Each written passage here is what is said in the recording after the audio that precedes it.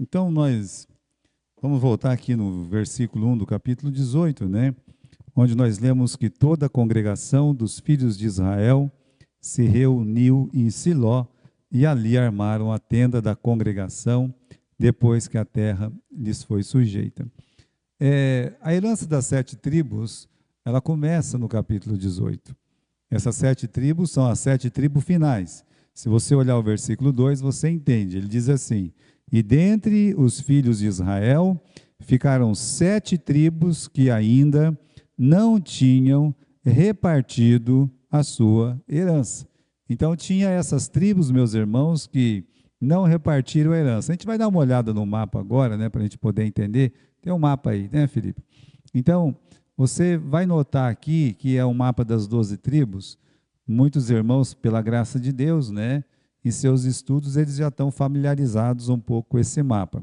Mas se você olhar pelo lado direito aí, né, você olhando, você vai ver lá em cima a tribo verde, que é metade da tribo de Manassés. Olha como a tribo de Manassés, ele ganhou muito terreno. E aí abaixo da tribo de Manassés, naquela parte cinza escura, nós temos a tribo de Gade. E abaixo da tribo de Gade, nessa parte mais roxinha aí, mais azulzinha, né, você tem a tribo de Rúben. Por isso que a gente fala que 2,5 tribos, elas ficaram do lado oriental, que é além do Jordão, tá? Então você vê aí, primeiro lá em cima Manassés, depois Gade e depois Rúben. Ainda que não dá para ver direito, a gente vê 2 azuis aí no meio, né? Que são o Mar Morto embaixo, que parece uma salsicha mastigada, e lá em cima o outro azulzinho, né? Que parece um mapa da América do Sul. Você vê bem pequenininho lá perto do roxo, você vê o Mar da Galileia. E você subindo, né, você vai ver uma fita azul, e essa fita azulzinha é o Rio Jordão, que começa lá em cima, lá perto da tribo de Dan, né? Aí entra dentro do Mar da Galileia, depois vai descendo, descendo, descendo, até chegar o Mar Morto. Esse é o Rio Jordão, onde Jesus ele foi batizado. Então o Rio Jordão, ele separa a parte oriental da parte ocidental. Essa parte ocidental é Canaã propriamente dita. A parte oriental não é Canaã. Tanto é que Moisés ele não entrou na terra prometida, né? Quando as 2,5 tribos, elas viram que aquela parte do oriental era boa para gado, para plantação, era bonito, eles nem queriam entrar na terra prometida, né? E lembra disso, que Moisés fez eles ajuramentar, né? Olha, vocês vão deixar aí a família de vocês, depois vocês vão lá lutar com seus irmãos, depois que lutar, assim, vocês podem voltar. Já aconteceu isso, né? Eles cumpriram certinho o propósito deles. Então, o que a gente viu já nesses dias? A gente viu o seguinte: essa parte vermelha embaixo é a tribo de Judá. Olha bem, né? Que a tribo de Judá foi a primeira a ir buscar a terra que eles tanto desejavam. Nós queremos, né? A parte que coube lá para o nosso amigo Caleb, Hebron, né? Você olhando aqui, então para os irmãos que estão aqui fica mais fácil de eu mostrar. Em casa não tem jeito, né? Mas a Hebron fica aqui. Então você olha para Hebron, ali ficava a central dos gigantes, né? Dos filhos de Enaque, e justamente, né, foi a parte que o nosso Caleb queria para ele. Mas você vê bastante espaço territorial para a tribo de Judá. Você vê que é grande mesmo a influência dessa tribo, né, muito forte. E depois, na semana passada, a gente viu que a tribo de Efraim, que é um verdinho bem clarinho mesmo, né, para cima do amarelinho ali onde está Benjamim, que Efraim e Manassés também, eles buscaram, foram lá, nós também queremos a nossa parte, e a parte deles caiu por herança. Efraim nessa parte verdinha, né, para cima do amarelinho ali, e aquela parte verde mais destacada é a outra metade da tribo de Manassés. Então a tribo de Manassés, metade estava para um lado e metade estava para o outro. são somente essas tribos que tinham a sua terra, né? Que é Rúben, lado direito ali, Rúben, Gade, Manassés, metade lá, metade aqui, Efraim, e o vermelho aqui, né? Esse vermelhão aí é o de Judá. As outras tribos são essas 7 mencionadas no versículo 2, que você está vendo aqui, olha. E dentre os filhos de Israel ficaram 7 tribos que ainda não tinham repartido a sua herança. Aí eles foram lá para Siló, correto? Chegaram lá em Siló, né? É interessante que Siló, meus irmãos, foi o lugar onde eles se estabeleceram depois que eles entraram na Terra Prometida e ficaram por ali, né? Naquela região, é uma região um pouco mais plana, talvez por isso eles ficaram para aquele lado, bem perto de Jericó, onde eles tinham derrubado aquele murão, aquelas muralhas e tudo mais. E as 7 tribos ficaram ali. Veja que Judá já buscou o seu lugar, Efraim já buscou o seu lugar, Manassés já buscou o seu lugar, e as outras 7 tribos enrolando ali em Siló. Siló depois se torna o centro religioso por muitos anos, né? Por aí 300 anos, Siló, ele se tornou o centro religioso do país. É para Siló que a Ana vai, né, para orar lá no tabernáculo, e ela está orando a Deus, e o Eli dá uma olhada para ela, confunde ela. E é justamente nesse tempo do Eli que a arca é retirada do tabernáculo, e Siló ele perde a referência espiritual, né? Mas é ali que eles estão. Eles estão ali por quê? Porque a arca está ali, tá? Então você tem que imaginar o seguinte: eles estão perto da arca, estão perto de Josué, estão perto do sacerdote, tá, sabe? É ali. É como se os crentes, em vez de ir para casa, tivesse tudo dentro da igreja, né? Ficasse só dentro da igreja. Agora, meus irmãos, mais de 50% das tribos, elas estão acomodadas. Veja só, são quantas tribos? 12. Agora você tem 7 que estão completamente acomodadas. Aonde elas estão? Elas estão, mostra o mapa para mim aí de novo, Felipe, né? Que elas vou mostrar para os irmãos, né? Eu não sei se vai estar aqui, né? Mas está aqui, ó, Siló, né? Então está tudo nessa regiãozinha aqui, né? Tá aquela tropa toda tá ali naquele lugar, né? Ou seja, Josué, ele tem que repreender aquelas tribos. Vamos dar uma olhada no versículo 3 aí, tá? E disse Josué aos filhos de Israel: até quando sereis negligentes em chegardes para possuir a terra que o Senhor Deus de vossos pais vos deu?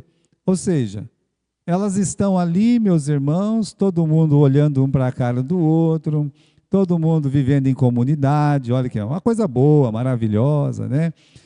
Todo mundo em tendas ainda, né? E aí Josué percebeu o quê? Que ninguém queria nada com nada. Estava boa a vida. Vai passando os dias aqui, a gente vai vivendo em comunidade aqui, esse monte de gente aqui, tudo amontoado e tudo mais, né? De fato, meus irmãos. Então Josué percebeu aquela morosidade, percebeu o que ele chama aqui no versículo 3, olha a palavra que ele usa. Qual é a palavra que ele usa? Negligente. Não é isso que está no versículo 3? Até quando sereis o quê? Negligentes. Meus irmãos, para a gente ter uma ideia, é a mesma palavra que Jesus, ele usa lá na parábola dos talentos. Estão lembrados disso, né? Quando ele olha para aquele servo que enterra o talento dele, o que ele fala? Mau e negligente servo.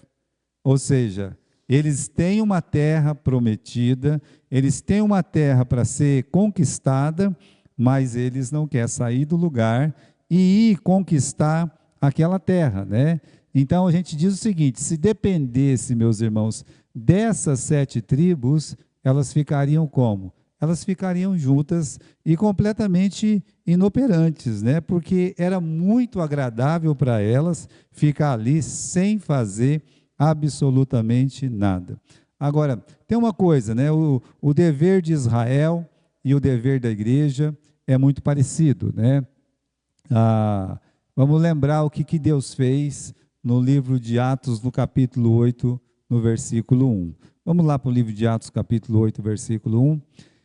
Vamos lembrar que Jesus, antes dele subir ao céu, ele deu uma ordem para a igreja dele. Se você olhar, essa ordem está em Atos capítulo 1, versículo 8. Olha que coisa interessante. A ordem é dada no capítulo 1, versículo 8, e o resultado dessa ordem não cumprida acontece no capítulo 8, versículo 1. Então, se você olhar no capítulo 1, versículo 8, o que nós lemos aí? É uma ordem de Jesus, olha, capítulo 8 de Atos, versículo 1. É um versículo muito conhecido nosso, tá? E você pode ver que muitos irmãos aí sabem até decorar esse versículo, né? Vós recebereis o poder, né? Que vai vir do alto, que é o poder do Espírito Santo, e sereis minhas testemunhas aonde? Em Jerusalém, aonde mais? Na Judéia, aonde mais? Na Samaria e aonde mais? Nos confins da terra. Agora, irmãos, quando você estuda o livro de Atos, nós estamos fazendo isso lá no Jardim Morumbi, de novo, você vê que no capítulo 2, a igreja começa a pregar e a crescer, muitas pessoas são convertidas na primeira pregação de Pedro, mas começa um crescimento muito grande, sabe, assim, é um crescimento tremendo da igreja. E uma das coisas interessantes é que o crescimento é só na cidade de Jerusalém. Quando fala assim, qual foi o apóstolo que saiu de Jerusalém e fosse pelo menos para a cidade vizinha pregar o evangelho? Se ele fosse para a cidade vizinha pregar o evangelho, ele estaria entrando na Judéia, cumprindo a palavra do Senhor. O que aconteceu? Se você olhar no capítulo 5, eu acho que é no capítulo 5, eu não tenho muita certeza mais, mas no capítulo 5, no versículo 16, até das cidades circunvizinhas vinha muita gente a Jerusalém. Então, olha só, a ordem de Deus é que eles seriam testemunhas em Jerusalém e na Judéia, mas não está acontecendo isso. O que está acontecendo? O que está acontecendo é que se alguém quisesse ouvir a palavra de Deus, tinha que ir para onde? Para Jerusalém.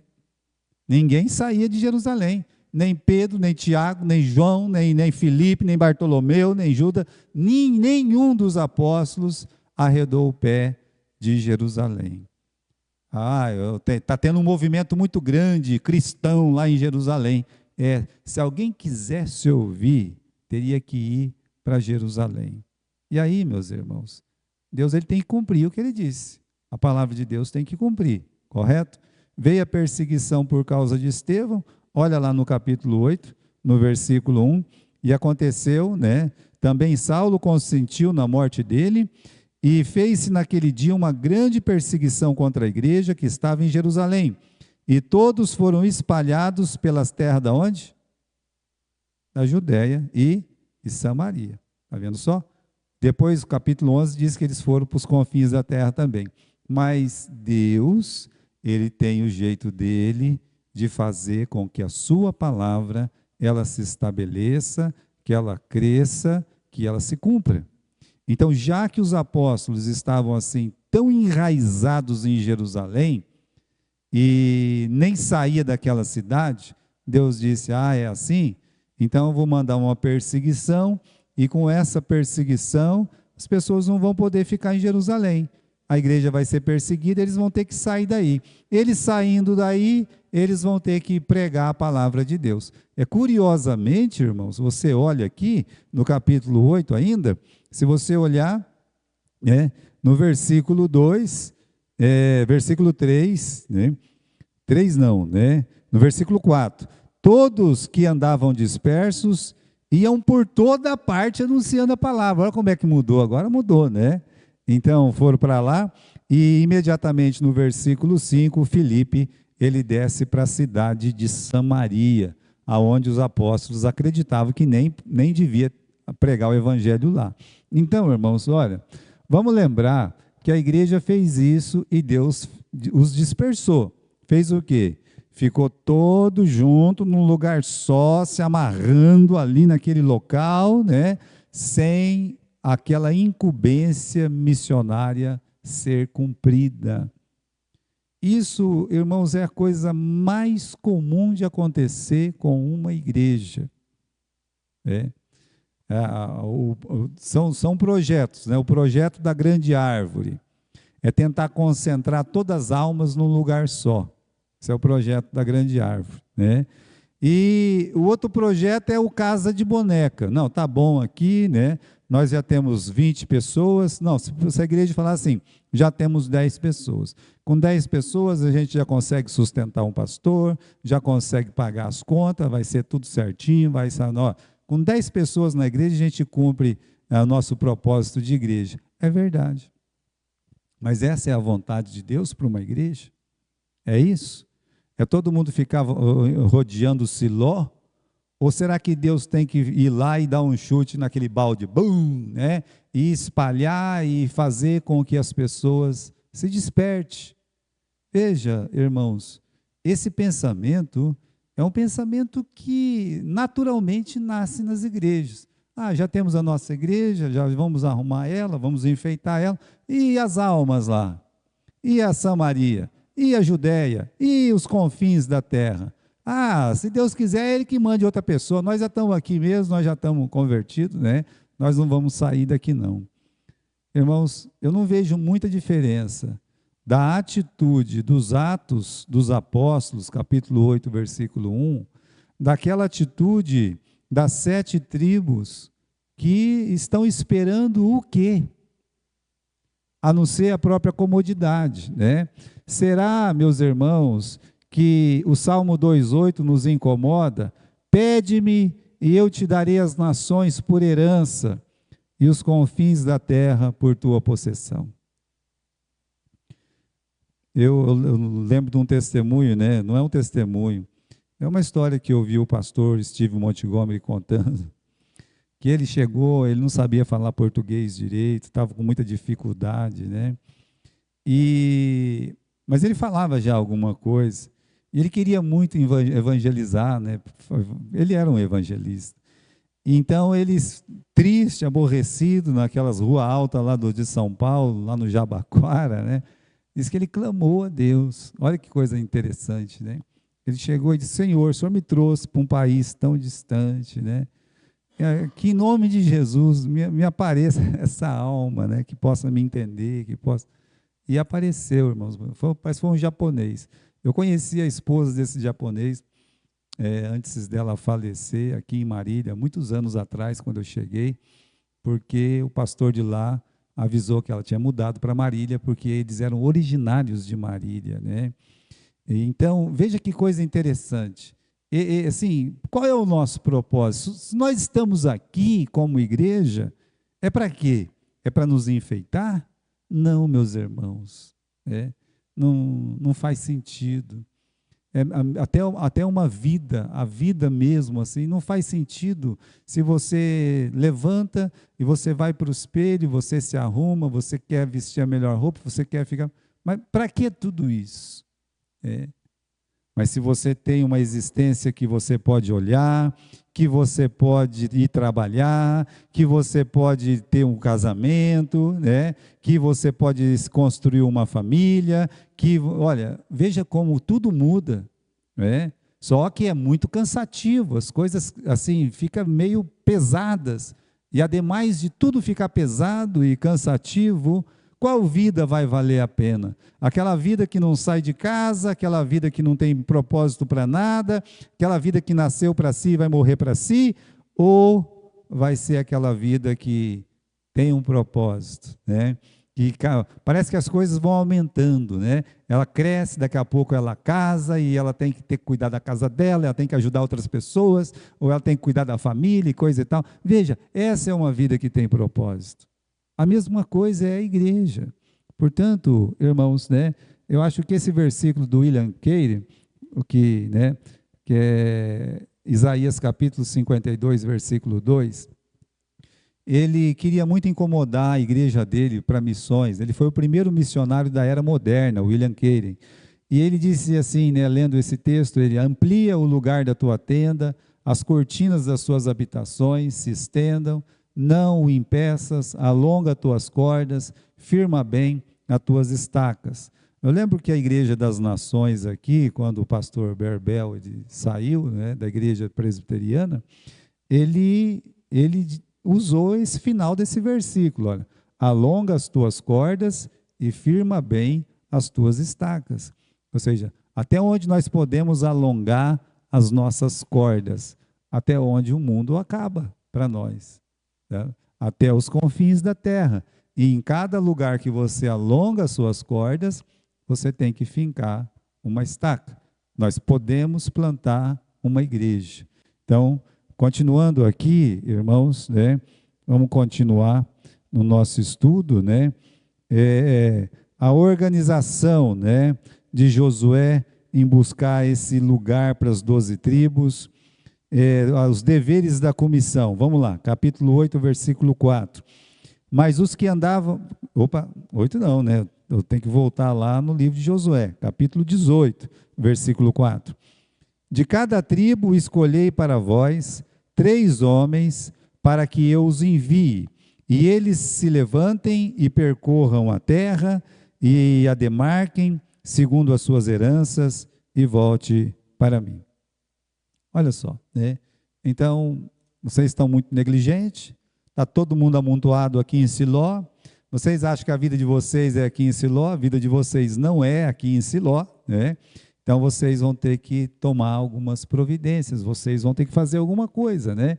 Então, ele deu deveres, vocês vão escolher 3 homens, cada tribo vai escolher 3 homens, então seriam 21 homens, né?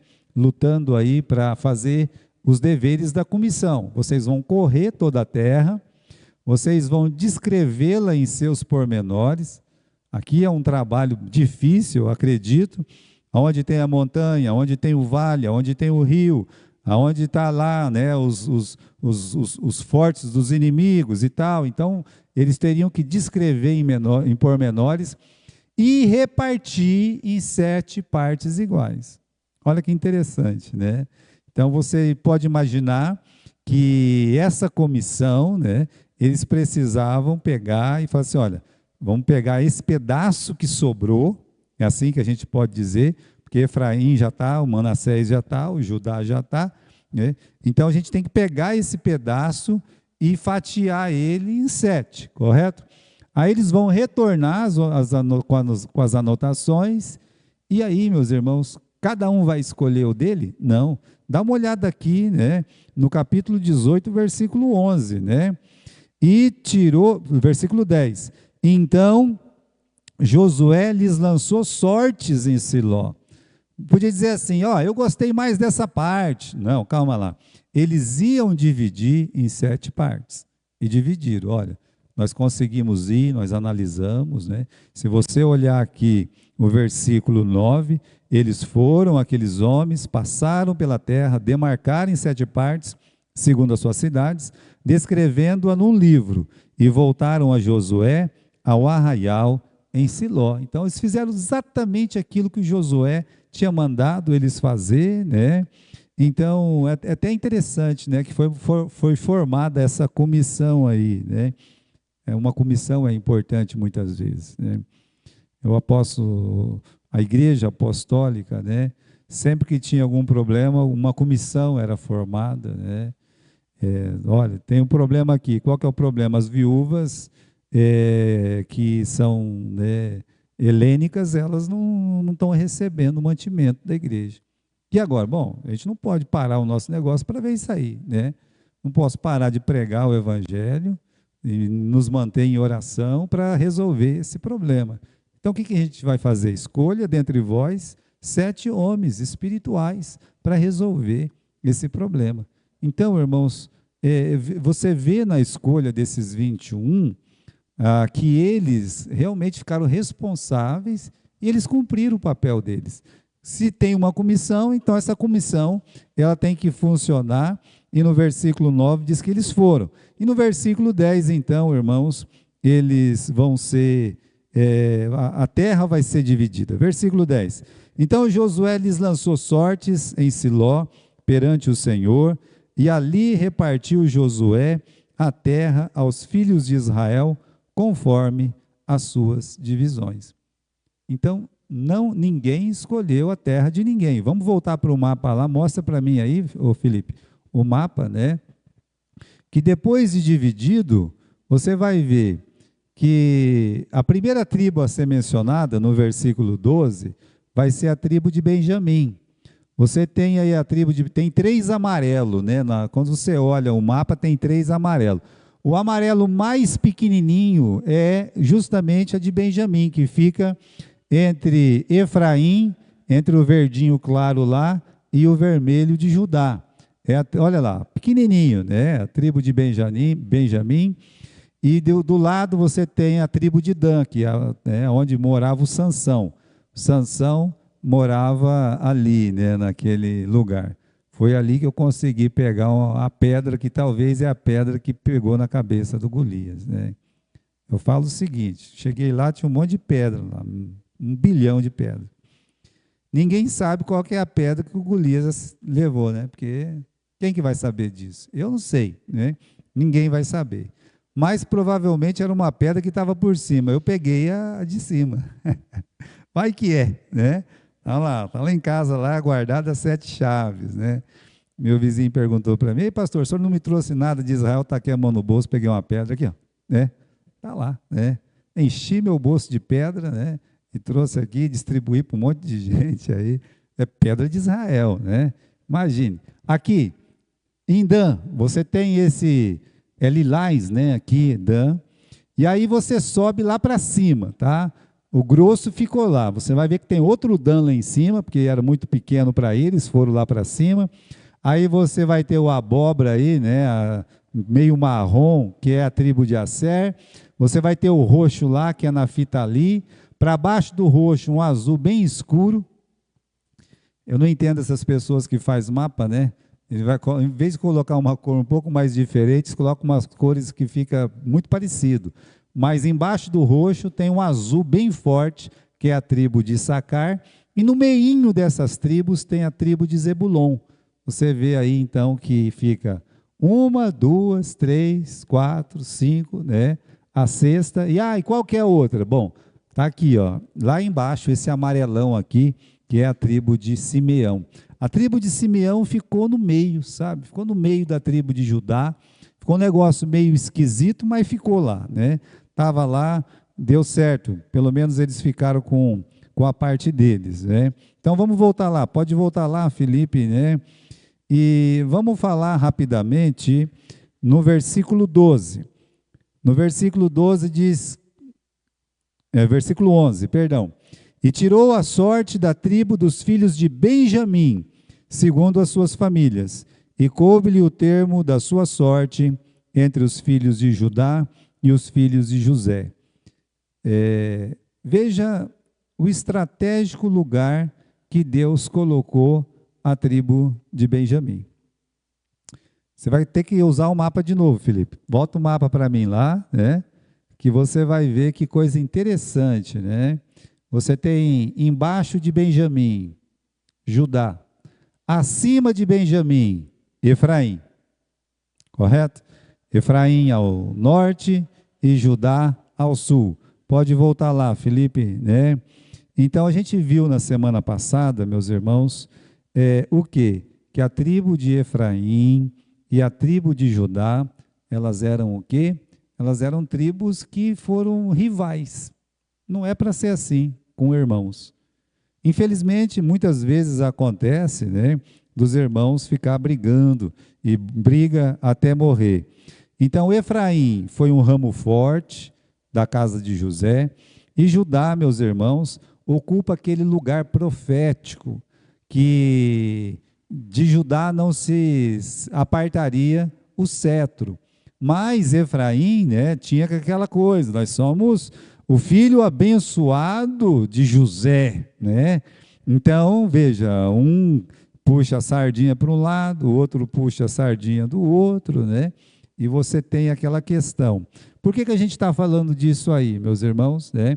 Porque quando caíram as sortes, você vê que Judá e Efraim ficou muito perto um do outro. Você vê, olha, uma tribo está arriscando a outra lá, né? E tem coisa que não dá muito certo, né? O que não dá muito certo, por exemplo? Diz que dois bicudos não se bica, né? Então não se dão. É exatamente isso que a gente consegue perceber quando Deus, sorte, não tem sorte, meus irmãos. Na verdade, o que tem é o plano de Deus, o lugar que Deus escolheu para cada tribo.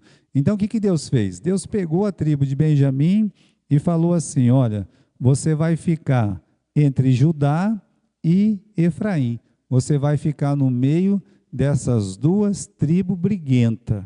Meus irmãos, a tribo de Judá não era fácil. Mas a tribo de Efraim era mais difícil ainda. A gente vai ver isso no livro de Juízes. Olha, a tribo de Efraim se meteu 2 vezes numa confusão enorme, mas enorme a ponto de ter que ter uma briga, uma guerra civil praticamente, para barrar a impetulância de Efraim, né? Então, havia o risco de uma discórdia, justamente por estar perto demais. Então Deus fez assim: Efraim, meu filho, né? Você vai ficar aqui no meio, tá? Você vai ficar no meio. Agora, meus irmãos, por que a gente pode passar aí, Felipe, essa folha, né? Tá diferente do meu aqui. É que quando existe 2 personalidades fortes, é preciso que haja um intermediário. Coloca isso na sua cabeça, né? Para que verdadeiros irmãos não venham entrar em constante discórdia. Isso, para a igreja, meus irmãos, devia ser um alerta, sabe? Quantas igrejas acabam se dividindo ou vivem em pé de guerra? Por quê? Porque tem 2 personalidades fortes ali, né? E essas 2 personalidades parecem um imã, sabe? Qualquer conversinha que vai ter, vai chegar lá na dupla, né? Um de um lado, o outro do outro. Se um fala A, o outro fala B. Se um é amarelo, o outro é vermelho. Olha, você tem personalidades assim, você teve na igreja primitiva. Por exemplo, você tem na igreja primitiva uma pessoa como Barnabé. Você tem no Velho Testamento uma pessoa como a Abigail. A gente teria, né, que falar de Abigail numa mensagem, porque é uma mulher considerada sábia. Ela tem um marido turrão, teimoso, que gosta de uma confusão, sabe? Não mede as palavras, insulta o Davi, chama o Davi de um fugitivo, né? E acaba atraindo praticamente uma guerra para a casa dele. Só, meus irmãos, que ele tem uma mulher sábia. A morte dele, né, é de ser sovina, a morte dele é de ser pão duro, né? Não é porque o Davi foi lá e matou ele, não. O Davi mataria. Porque quando o Davi guardou as ovelhas dele, dos inimigos, por todo aquele tempo, o Davi, né, se fosse hoje, estaria mandando lá, né, um telefonema: ó, avisa um rapaz aí que a gente guardou toda a criação dele, né, e agora ele está tosquiando, para ele mandar algumas coisas para a gente aí, né, como agradecimento. E ele, então, fala: não tem que dar nada para vocês, não. Vocês são um bando de vadios, vocês não têm nada para fazer, Olha lá, ó, vou dedar você para o rei Saul, fica esperto, né? Mais ou menos foi isso que aconteceu no tempo, né? Então, a mulher, conhecendo que o marido era desse tipo, e sabendo que Davi não levava desaforo para casa também, né? O que ela faz? Ela pega pão, ela pega bolo, manda matar uns novilhos, e leva, meus irmãos, e leva. E fala: olha, não dá atenção para esse homem, porque até o nome dele, Nabal, quer dizer bobão, né? Quer dizer uma pessoa que não pensa. Então o nome dele é tolo, e não adianta fazer confusão, ele vai matar todo mundo lá, né? Veja, irmãos, aquela mulher salvou a casa inteira. O marido morreu de pão duro, como eu disse, mas a mulher salvou todos os empregados que seriam mortos, todas as pessoas que seriam mortas naquela casa. Por quê? Porque ela busca a paz. Porque ela está pronta para se humilhar e dizer assim, olha, vamos parar com essa briga, com essa confusão, não vale a pena. O que realmente machucou o Davi quando ela falou foi, olha, o senhor vai sujar a sua história com o sangue de um tolo? É. Ele olhou para ela e disse, você é sábia, verdade. Pegou as coisinhas, voltou para casa, foi embora. É. Veja, irmãos, uma pessoa que entra no meio para aplacar. No Novo Testamento, como eu disse, tem o caso do Barnabé. O Barnabé, ele era um ponto de referência entre Pedro e Paulo. O livro de Gálatas mostra isso para nós. Como uma pessoa, né, da igreja, ela pode entender, olha, aquele irmão, ele é meio turrão, aquele outro é mais ainda, e gosta de falar as coisas, que ele gosta também. Vai ter uma reunião, eu vou nessa reunião. Né? Por quê? Eu vou lá para ficar no meio, né? Para acalmar os ânimos, meus irmãos, Deus levanta pessoas assim. Deus levanta pessoas como Barnabé, que sempre que Paulo estava nervoso, o Barnabé ajudava. E não pense que Paulo alguma vez agradeceu o Barnabé por ter tirado ele daquela confusão com o João Marcos, ou mesmo com o Pedro. Eu resisti o Pedro na cara, mas até onde, meus irmãos, vamos ter grandes vantagens olhando para a igreja de Jerusalém, que ia se sentir ofendida também. Então, o que a gente tem que fazer? A gente tem que aprender a ser pessoas que vão pacificar, né? E não ficar que nem era criança. Não sei como é que era as confusão dos meninos aqui no estado de São Paulo, mas lá na gente, né? Chegava uma pessoa no meio, tem dois moleques querendo brigar, né? Sabe lá o que aconteceu? Aí chegava um engraçadinho, que é claro que ele era bem maior que os outros, né? Chegava, colocava a mão no meio e falava assim, ó, quem que é homem, cuspe aqui. Ó, uma cara está aqui, outra cara está aqui. Quem é homem, cuspe aqui. Quando ele cuspia, tirava a mão. Um cuspia no outro. O que acontecia? Né? A gente sabe o que acontecia. Né? Então, esse tipo de pessoas tem na igreja também. Ele não vê a hora de falar assim, onde que eu vou riscar o meu fósforo para depois cair, bater o pé e sair correndo. Eu tenho que acender uma fogueira aqui na igreja. Né? Então ela fica cutucando, enquanto ela não vê uma confusão, mas ela não para, ela vai embora, ela deixa as pessoas brigando. Então, irmãos, né, esse versículo de Provérbios 15, 18, né, o homem iracundo, ele levanta, ele suscita contendas, né? Veja a palavra ressuscita, que levanta outra vez. Então, suscita é levantar, né? Então, o homem iracundo suscita, levanta contendas, mas o longânimo, ele apaziguará a luta. Do que a igreja precisa? Né? A igreja precisa de tribos como, meus irmãos, a Benjamim, que fica no meio de Efraim e Judá. Estou aqui, né? Estou aqui, né? Sou o irmão aqui querido. Então, irmãos, vamos ver as cidades, né? Vamos ver as cidades aí que Benjamim ele recebeu, né? É o menor território, dá para ver isso no mapa, né? Só que geograficamente ela ficou numa posição mais privilegiada do que qualquer outra tribo. Ah, você recebeu menos, mas olha o privilégio. Para ir para o norte ou para o sul, qualquer lugar que pudesse, tinha que passar pela tribo de Benjamim, né? As cidades mais importantes. Olha as cidades de Benjamim, meus irmãos. Jerusalém, Betel, Jericó, Ramá, Mispá. Lembra do nosso profeta Samuel? Ele criou centros educacionais religiosos, a gente pode dizer isso, centros proféticos, Mispá, né?